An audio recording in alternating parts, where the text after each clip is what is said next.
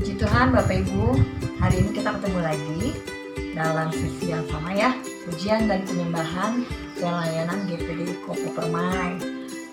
Gimana kabarnya hari ini? Sehat selalu ya, puji Tuhan dalam lindungan Tuhan. Dan hari ini kita akan menyaksikan persembahan pujian dari sekolah minggu. Ada Melissa, Mario, dan Edward. Nah, untuk anak suami yang lain masih ditunggu supaya bisa mengirimkan persembahan pujiannya ya, atau kesaksian boleh juga kalau Bapak Ibu punya kesaksian supaya bisa memberkati seluruh jemaat Tuhan. Dan hari ini juga kita akan dilayani firman Tuhan oleh Bapak Anton. Kiranya firman Tuhan hari ini juga memberikan kekuatan buat kita, menghidupkan kita semua. Selamat menyaksikan pujian persembahan dari Melissa, Mario, dan Edward.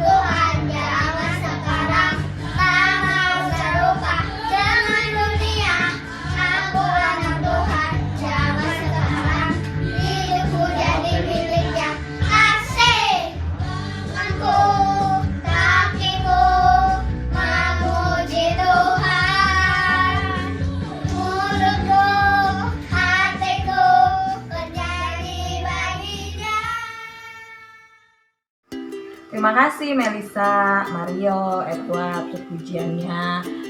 Kalian memang anak-anak Tuhan zaman sekarang. Amin ya, tidak mau serupa dengan dunia ini. Nah, sekarang kita akan menyaksikan album kenangan. Mau tahu apa album kenangannya? Check it out. Album kenangan. Yeay.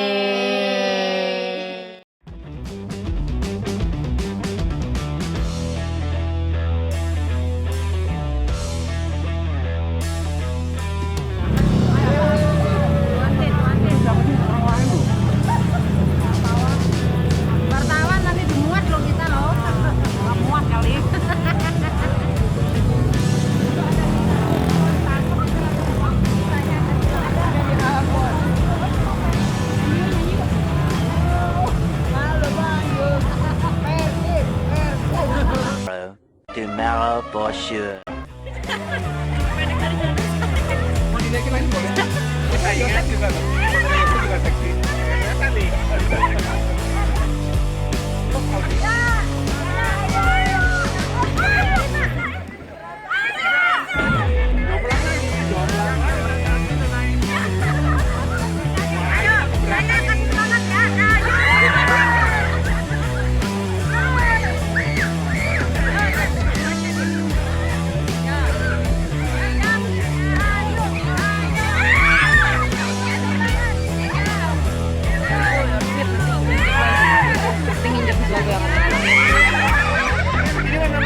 Bisa ini.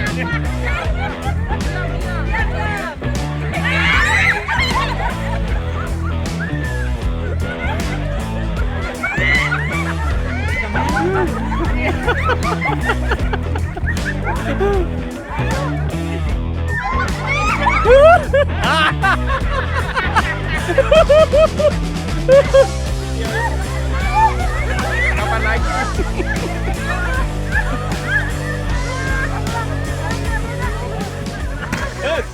Bisa terguling.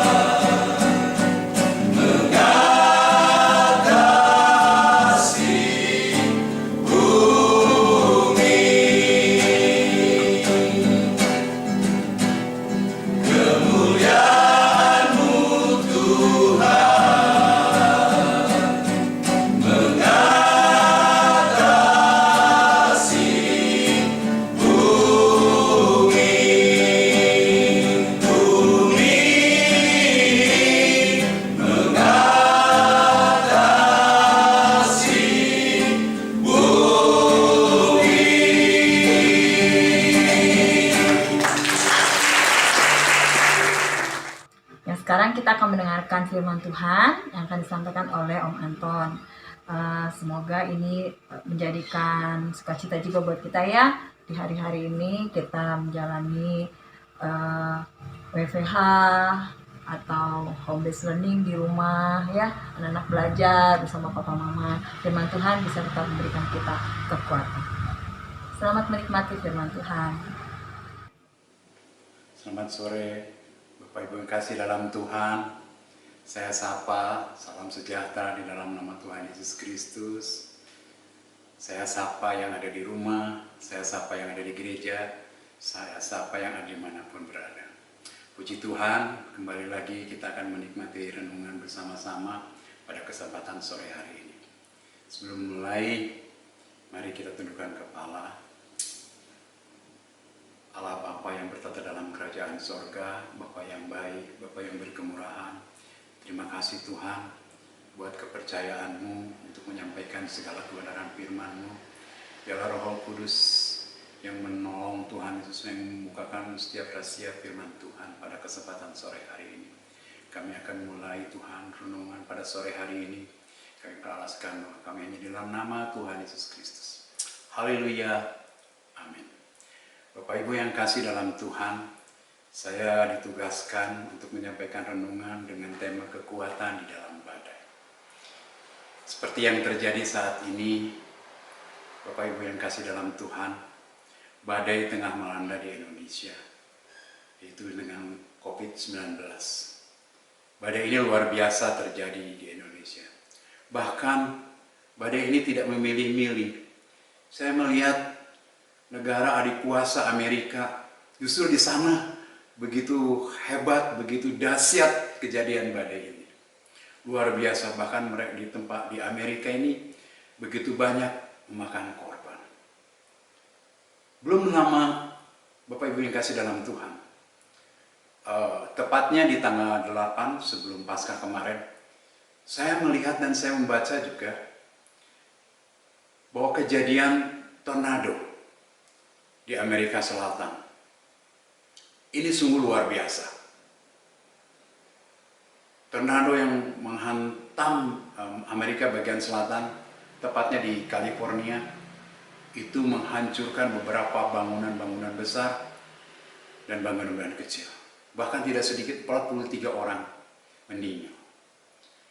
Bapak Ibu yang kasih dalam Tuhan, musibah meninggalkan duka yang begitu dalam bagi keluarga dan saudara-saudara kita yang mengalami kemalangan.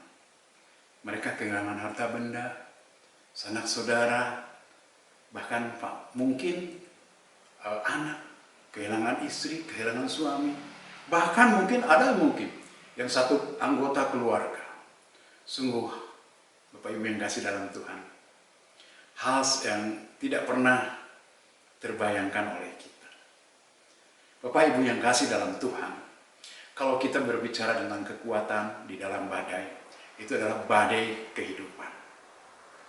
Badai, tidak seorang pun manusia yang ada di dunia ini lepas daripada badai. Suka atau tidak suka, setiap orang pasti mengalami. Dan ini tidak pernah pilih-pilih. Baik dia orang miskin, orang kaya, umat Tuhan atau bukan umat Tuhan. Semuanya pasti mengalami. Sama halnya seperti badai yang mempas di bumi. Dia tidak pernah memilih-milih. Semuanya bisa saja mungkin itu kejadiannya gempa bumi atau tornado seperti kejadiannya di Amerika, Bapak Ibu yang kasih dalam Tuhan, atau banjir dan lain sebagainya. Tidak pernah memilih-milih. Begitu juga kalau sasarannya manusia, itu pun tidak pernah milih-milih. Bapak Ibu yang kasih dalam Tuhan, saya melihat di dalam tayangan kemarin waktu tanggal 8, waktu badai tornado menghantam bagian selatan kota Amerika, tepatnya di California, Bapak Ibu yang kasih dalam Tuhan, begitu banyak sekali yang hancur. Rumah-rumah menjadi begitu berantakan. Tetapi ada hal yang menarik, Bapak Ibu yang kasih dalam Tuhan.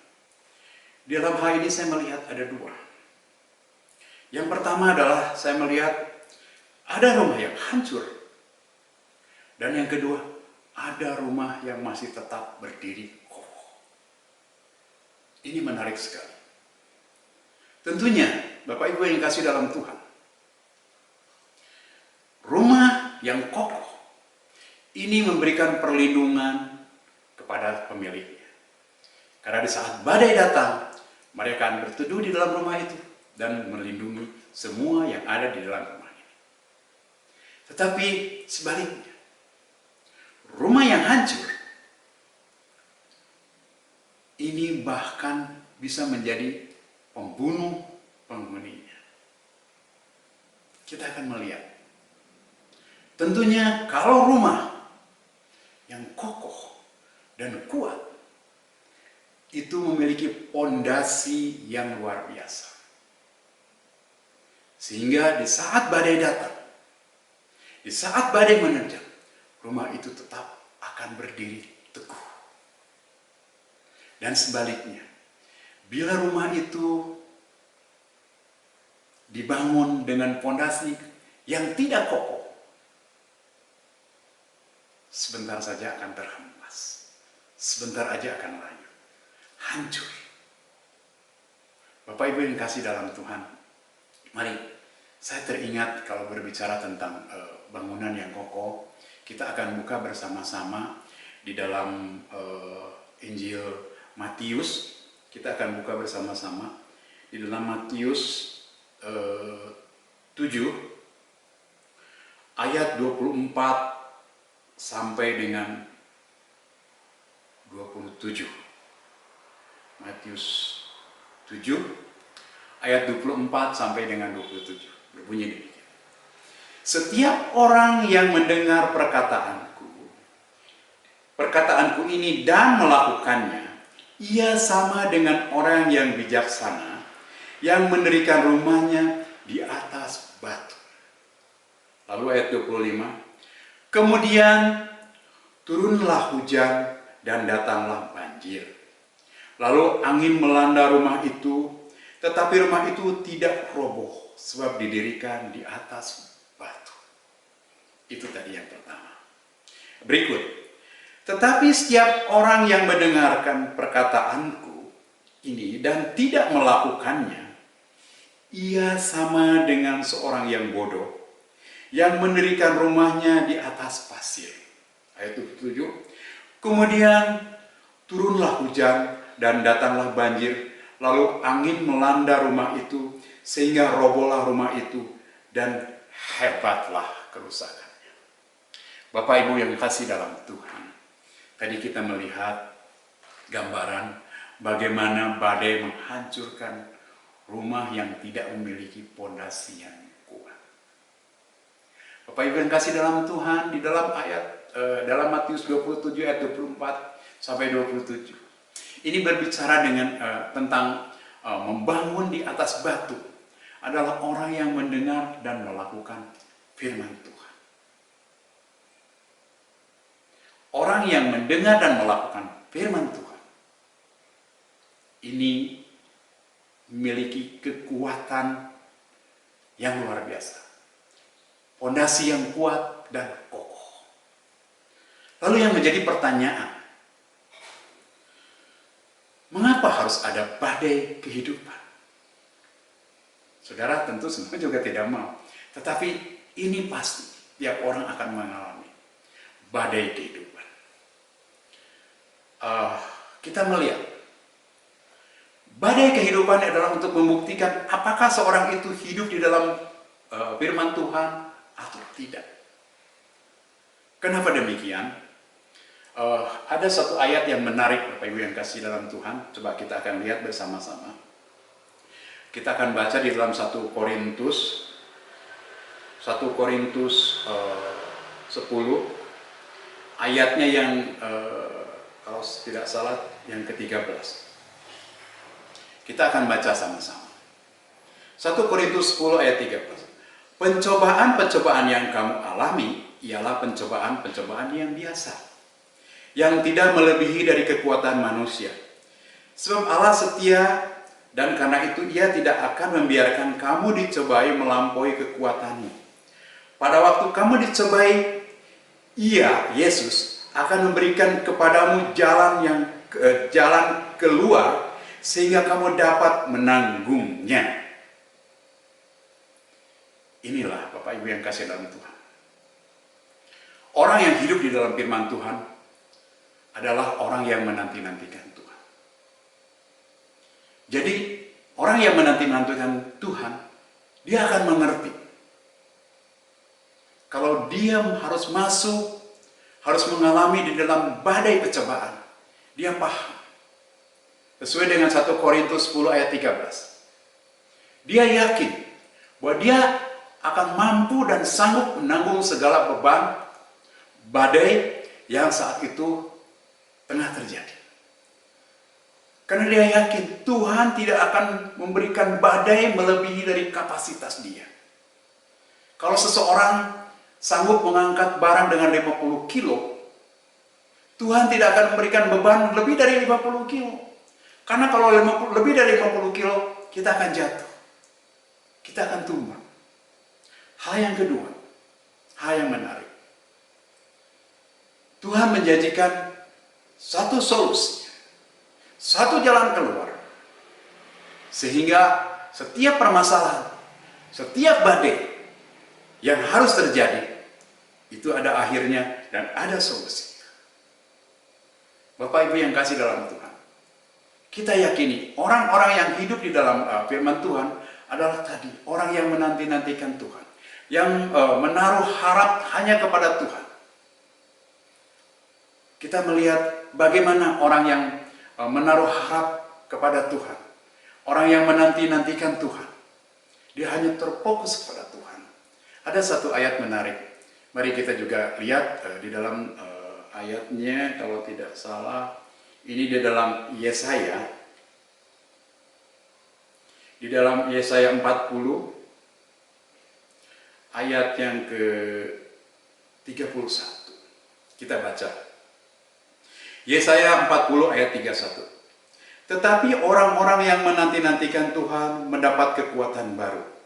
Mereka seumpama Raja Wali yang naik terbang dengan kekuatan sayapnya. Mereka berlari dan tidak menjadi lesu, mereka berjalan dan tidak menjadi lelah. Bapak Ibu yang kasih dalam Tuhan, setiap badai yang menimpa di dalam kehidupan manusia tadi, mungkin itu badai PHK, kebangkrutan, atau kekecewaan, atau mungkin hal-hal lain. Tetapi ada satu, saya mempunyai gambaran bagaimana tentang seorang kecewa.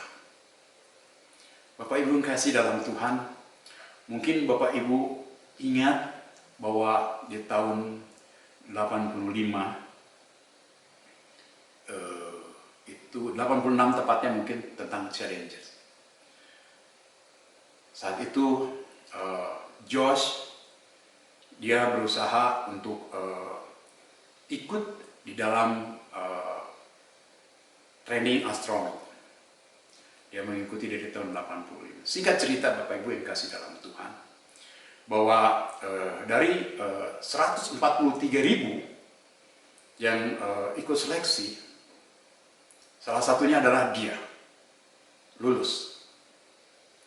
Lalu seleksi berikutnya adalah 10.000.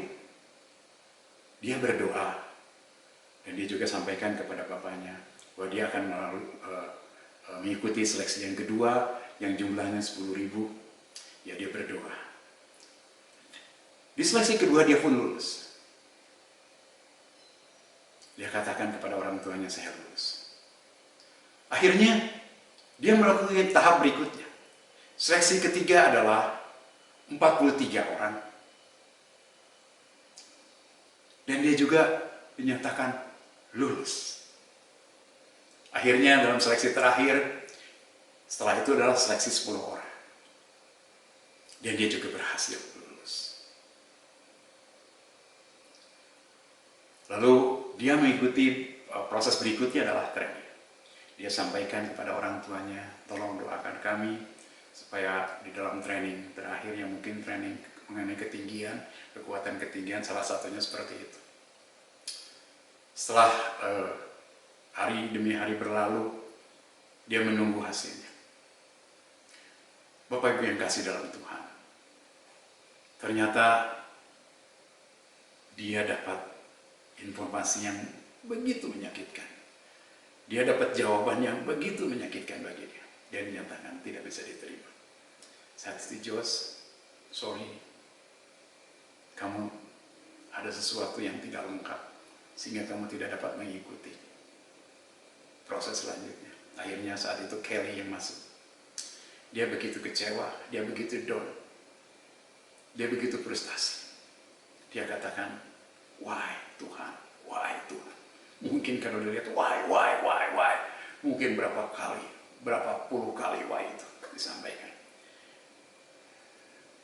Lalu orang tuanya datang, dia katakan, George, kamu harus mengerti bahwa di dalam suatu kegagalan, pasti the endingnya itu ada sesuatu yang baik buat kamu. Dia katakan, ya, Bapak saya mengerti. Orang tuanya juga mendoakan dia, karena begitu doa. Singkat cerita, Bapak Ibu yang kasih dalam Tuhan, tepatnya tanggal 28 Januari 1986, Challengers siap diberangkatkan. 7 menit sebelum Challenger itu berangkat, dia katakan, Tuhan, kenapa bukan saya yang ada di pesawat olang-aling Challenger? Saya tidak mengerti Tuhan. Kekecewaan. Akhirnya Challenger terbang. Tetapi Bapak Ibu yang kasih dalam Tuhan mungkin tahu ceritanya. 7 menit setelah lepas landas, Challenger meledak. Dia berlari tersungkur di bawah kaki bapaknya. Dia katakan, saya mengerti. Saya mengerti. Bapak Ibu yang kasih dalam Tuhan, di dalam menghadapi badai, kita betul-betul perlu akan kekuatan. Di saat kita down seperti itu, kita butuh kekuatan. Kita melihat Bapak Ibu yang kasih dalam Tuhan, di dalam ayat berikutnya, kita akan melihat, ini ada satu hal yang menarik. Apakah kita di dalam menghadapi masalah, apakah kita berusaha untuk menghindar dari masalah itu? Di dalam kehidupan kita atau sebaliknya, kita akan hadapi di dalam menghadapi masalah. Kita ada satu ayat yang menarik, saya ingin sampaikan. Di dalam Ayub, Bapak Ibu yang kasih dalam Tuhan, Ayub 21. Ayub 21, kalau nggak salah ayatnya yang ke-18.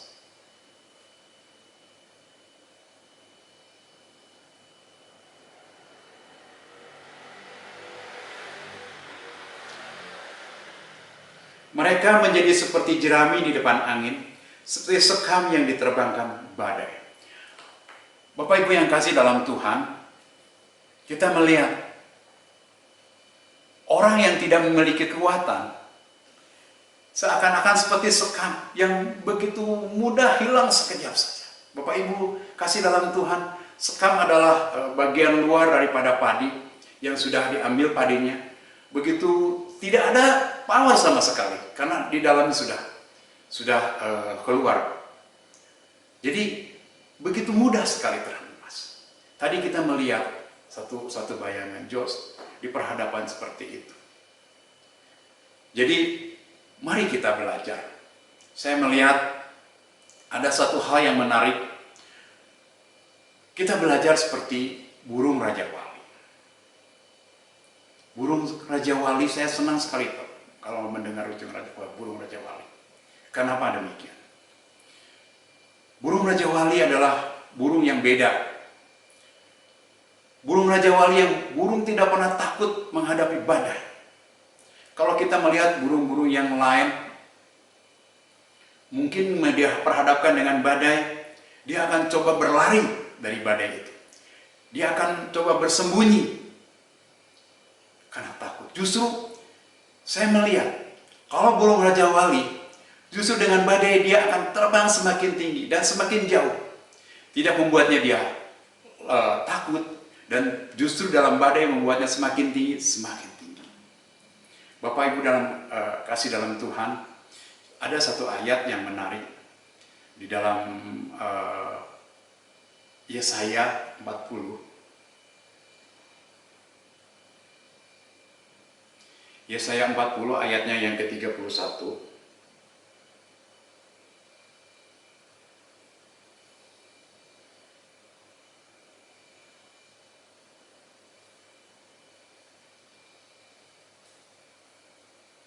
Tadi kita sudah baca bahwa sayapnya, kekuatan sayap, tetapi orang yang menanti-nantikan Tuhan mendapat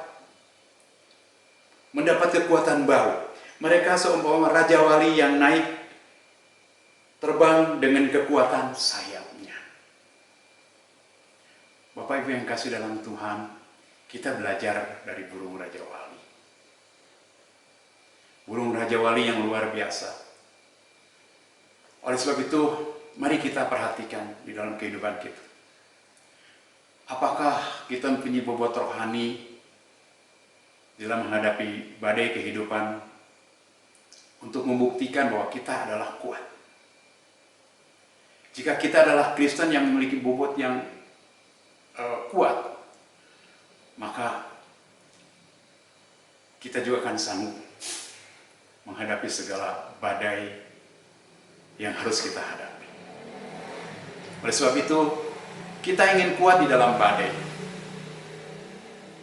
Hiduplah di dalam firman Tuhan dan milikilah bobot rohani, maka kita akan kuat di dalam menghadapi badai. Dan kita juga akan belajar menjadi seperti burung Raja Wali yang akan terbang semakin tinggi, berlari tidak menjadi lesu, dan berjalan tidak menjadi lelah.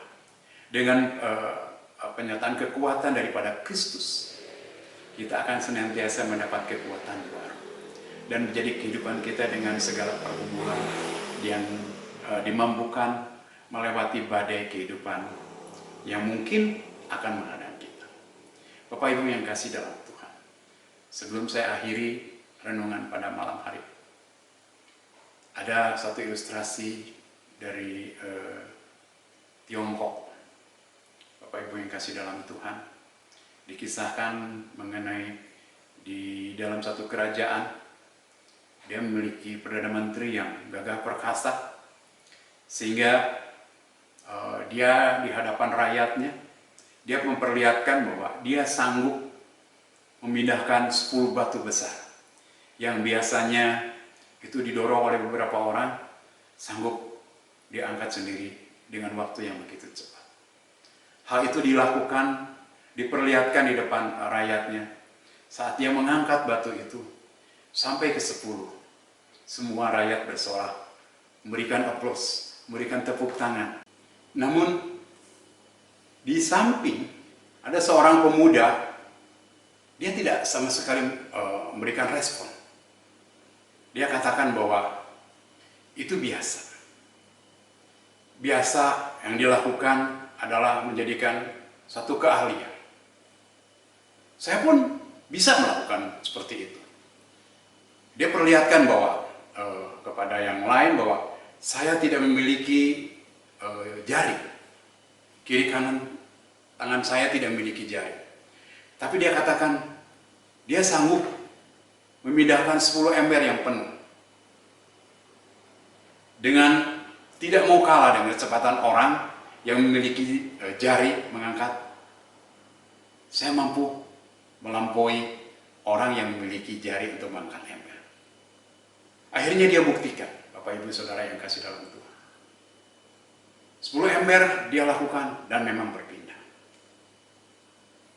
Dan itu melebihi daripada seorang yang memiliki tangan memindahkan ember 10. Lalu rakyat yang lain juga aplaus. Dia hanya manggut. Ucapkan terima kasih. Dia katakan tidak ada hal yang istimewa. Itu adalah kebiasaan. Kebiasaan adalah menjadi keahlian. Bapak Ibu yang kasih dalam Tuhan, kalau kita melihat ilustrasi ini, kita diingatkan untuk merenungkan dan melakukan, membaca, merenungkan dan melakukan firman Tuhan. Itu sebagai kebiasaan. Habit sulit dilupakan. Habit sulit untuk ditinggalkan, karena itu adalah kebiasaan. Jadi kalau kita mempunyai habit untuk membaca, merenungkan dan melakukan firman Tuhan, itu adalah powerful buat kita. Mari kita belajar agar segala sesuatu mengenai kebenaran firman Tuhan, kita belajar, kita membaca dan kita melakukan sebagai habit buat kita. Kita akan memiliki power juga, seperti orang memindahkan batu, seperti orang memindahkan ember. Demikian renungan pada kesempatan sore hari ini. Tuhan Yesus memberkati. Mari kita tundukkan kepala. Allah Bapa yang bertata dalam kerajaan sorga, terima kasih Tuhan. Terima kasih Bapa, sore hari ini kami diajarkan untuk memiliki kekuatan dalam menghadapi badai kehidupan. Kami ingin belajar seperti burung Raja Wali. Di saat menghadapi badai yang begitu besar dan luar biasa, itu adalah merupakan tumpuan untuk naik dan lebih tinggi lagi. Terima kasih Tuhan. Terima kasih ya Bapa, jadikan juga Tuhan kami untuk merenungkan segala firman, untuk melakukan segala firman-Mu sebagai habit. Karena itu adalah kekuatan bagi kami. Terima kasih Tuhan. Terima kasih ya Bapa, Kau telah memberkati kami semuanya Tuhan. Di dalam nama Tuhan Yesus Kristus, Bapa kami sudah berdoa dan mengucap syukur. Haleluya. Amin. Sekian, terima kasih. Terima kasih Om Anton buat firman Tuhannya, sangat memberkati yang bertemakan kekuatan di dalam badai. Dan saya percaya juga ya Bapak Ibu juga mendapatkan berkat dari firman Tuhan sore hari ini. Untuk besok Bapak Ibu akan dilanjutkan oleh pemuda ya, pelayanan dari Wadah Pemuda. Jangan lupa saksikan. Dan hari Minggu jangan lupa ada live streaming. Bapak Ibu juga bisa bersama-sama keluarga, berkumpul, beribadah.